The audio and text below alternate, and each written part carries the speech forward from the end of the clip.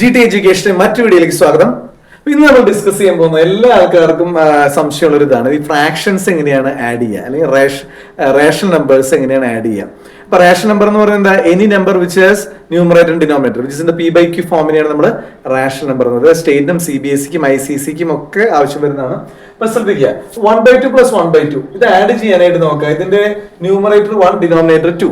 ഇപ്പൊ രണ്ടിന്റെയും ഡിനോമിനേറ്റർ 2 ആണ്. അപ്പൊ നമുക്ക് വളരെ എളുപ്പമാണ്. ഡിനോമിനേറ്റർ സെയിം ആണെങ്കിൽ എന്ത് ചെയ്യുക, ന്യൂമറേറ്റർ തമ്മിൽ കൂട്ടിയിട്ട് ആ ഡിനോമിനേറ്റർ ഇട്ടാൽ മതി. അപ്പൊ നമുക്ക് എന്താ പറയാം, ഇവിടെ ഡിനോമിനേറ്റർ സെയിം ആയതുകൊണ്ട് നമ്മൾ എഴുതി 2 എന്ന് എഴുതി.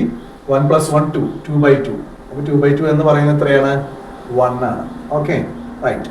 അപ്പൊ ഇനി നമുക്കിത് വേറെ രീതിയിലും കൂടി ചെയ്യാം. 1/2 എന്ന് പറഞ്ഞാൽ ഹാഫ് ആണ്. ഹാഫ് പ്ലസ് ഹാഫ്, അര പ്ലസ് അര 1 ആണ്. ഓക്കെ, അപ്പൊ അങ്ങനെ ചെയ്യാം. നമുക്ക് ഇതുപോലെയും ചെയ്യാം. ഓക്കെ, ഇത് നമുക്ക് വളരെ എളുപ്പത്തിൽ ചെയ്യാം. ഇത് നമുക്ക് എല്ലാത്തിനും അപ്ലൈ ചെയ്ത് ചെയ്യാം. അപ്പൊ ഡിനോമിനേറ്റർ സെയിം ആണെങ്കിൽ ന്യൂമറേറ്റർ നമ്മൾ ആഡ് ചെയ്തിട്ട് സെയിം ഡിനോമിനേറ്റർ ഇട്ടാൽ മതി. അടുത്ത നമുക്ക് 1/4 + 1/2. അപ്പൊ ഇവിടെ എന്താണ്, നേരത്തെ പോലെ നമുക്ക് ആഡ് ചെയ്യാനായിട്ട് പറ്റില്ല. കാരണം എന്താ, ഇവിടെ ഡിനോമിനേറ്റർ രണ്ടും ഒരെണ്ണത്തിന്റെ 4ഉം മറ്റേതിന്റെ 2 ആണ്. അപ്പൊ നമ്മൾ എന്ത് ചെയ്യണം, ഇതിന്റെ LCM കാണണം. അതാണ് ഒരു മെത്തേഡ്. ഓക്കെ, അപ്പൊ 4ന്റെയും 2ന്റെയും LCM കാണുമ്പോൾ നമ്മൾ 4ലും 2ലും കോമൺ ആയിട്ട് പോകുന്ന 2 ആണ്. അപ്പൊ 4ലും 2 പ്രാവശ്യം, ഇവിടെ 1 പ്രാവശ്യം. ഇവിടെ LCM എന്ന് പറയുന്നത് 4 ആണ്. ഓക്കെ, അപ്പൊ കോമൺ ഡിനോമിനേറ്റർ ആയിട്ട് നമ്മൾ 4 ആക്കി. അപ്പൊ എന്താണ്, ഈ 4 ഇവിടെ ഡിനോമിനേറ്റർ 4 ആയതുകൊണ്ട് ഇൻറ്റു 1 കൊണ്ട് മാത്രം നമ്മൾ മൾട്ടിപ്ലൈ ചെയ്താൽ മതി ഡിനോമിനേറ്റർ 4 ആക്കാനായിട്ട്. ഇവിടെ 1നെ 1 കൊണ്ട് ഇൻറ്റു ചെയ്യണം. 1 × 1 1 പ്ലസ് ഇവിടെ ഡിനോമിനേറ്റർ എന്താ 2 ആണ്. അതിനെയാണ് നമ്മൾ 4 ആക്കിയിരിക്കുന്നത് കോമൺ ആയിട്ട്. അപ്പൊ എന്ത് ചെയ്യണം, 2നെ 2 കൊണ്ട് ഇൻറ്റു ചെയ്താലാണ് 4 കിട്ടുക. അപ്പൊ നമ്മൾ ന്യൂമറേറ്റർ ആയിട്ടുള്ള 1നെയും 2 കൊണ്ട് ഇൻറ്റു ചെയ്യണം. അപ്പൊ ഡിനോമിനേറ്റർ എന്തുകൊണ്ട് നമ്മൾ മൾട്ടിപ്ലൈ ചെയ്ത് വേറെ നമ്പർ ആക്കിയോ ആ നമ്പർ കൊണ്ട് തന്നെ നമ്മൾ ന്യൂമറേറ്ററിനെയും ഇൻറ്റു ചെയ്യണം. അപ്പൊ 1 × 2 2. അപ്പൊ നമുക്ക് എന്ത് കിട്ടി, ആൻസർ 3/4 എന്ന് കിട്ടി. ഓക്കെ, ഇത് വേറെ രീതിയിൽ നമുക്ക് ചെയ്യാം. ഹാഫ് 1/4 എന്ന് പറയുന്നത് കാൽ ഭാഗമാണ്.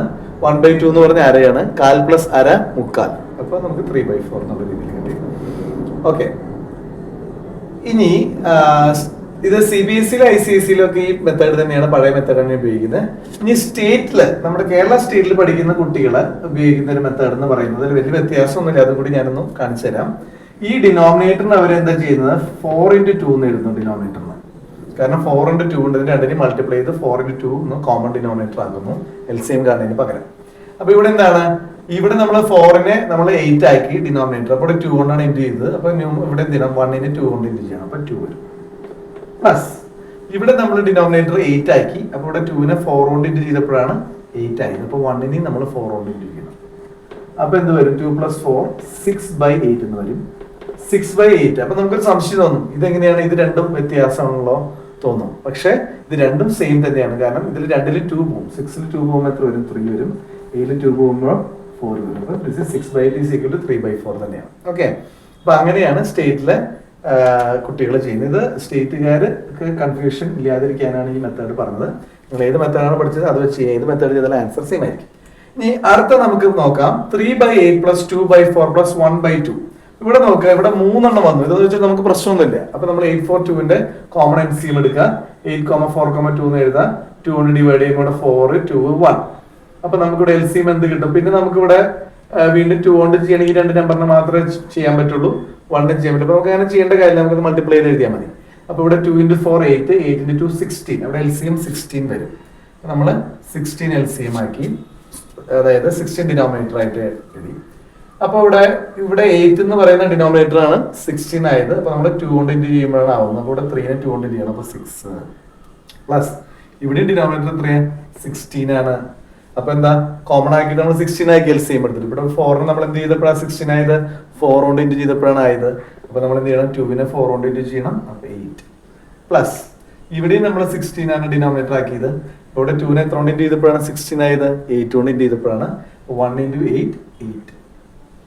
അപ്പൊ നമുക്ക് ആൻസർ എത്ര വന്നു, 6 പ്ലസ് ഡിനോമിനേറ്റർ സെയിം ആയി. നമുക്ക് കൂട്ടാം. 6 + 8 14 + 8 22/16. ഇനി ഇതിൽ നമുക്ക് ചെറുതാക്കാം. കാരണം എന്താ, ഇതിൽ രണ്ടും കോമൺ ആയിട്ട് 2 പോകും. അപ്പൊ നമുക്ക് 22നെ 2 കൊണ്ട് ഡിവൈഡ് ചെയ്യുമ്പോൾ 11 കിട്ടും. 16നെ 2 കൊണ്ട് ഡിവൈഡ് ചെയ്യുമ്പോൾ 8 കിട്ടും. 11/8. ഇതിനെ താഴെ നമുക്ക് കോമൺ ആയിട്ട് ചെറുതാക്കാൻ പറ്റില്ല. കാരണം 11ന്റെ 8നും കോമൺ ആയിട്ടുള്ള ഫാക്ടേഴ്സ് ഇല്ല. ഓക്കെ, അപ്പൊ ഇത് മനസ്സിലായി. ഇനി ഇതിന്റെ നാലാമത്തെ ഒരു ഫോമാണ്. ഇത് 4 നമുക്ക് അറിഞ്ഞ് ഈസി ആയിട്ട് നമുക്ക് ഏത് വേണമെങ്കിലും ചെയ്യാം. 1/9 + 1/7. ഇവിടെ 97ന്റെയും നമുക്ക് എന്താ കോമൺ ആയിട്ട് LCM എടുക്കാനായിട്ട് കോമൺ ആയിട്ട് ഒന്നും തന്നെ ഇല്ല.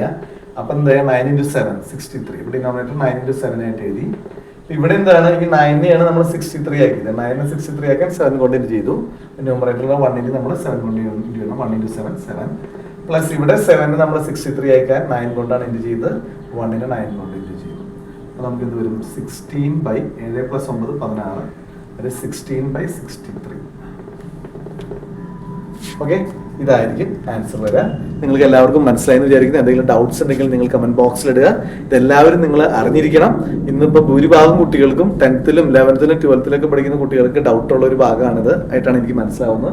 അപ്പോൾ നിങ്ങളിത് കൃത്യമായിട്ട് മനസ്സിലാക്കി പഠിച്ചു കഴിഞ്ഞാൽ ഇത് സ്റ്റേറ്റിലും CBSE ICSE ബോർഡിൽ പഠിക്കുന്നവർക്കൊക്കെ പ്രോബ്ലംസ് ചെയ്യാനായിട്ട് പറ്റും. നമുക്ക് മറ്റു വീഡിയോയുമായി വീണ്ടും കാണാം.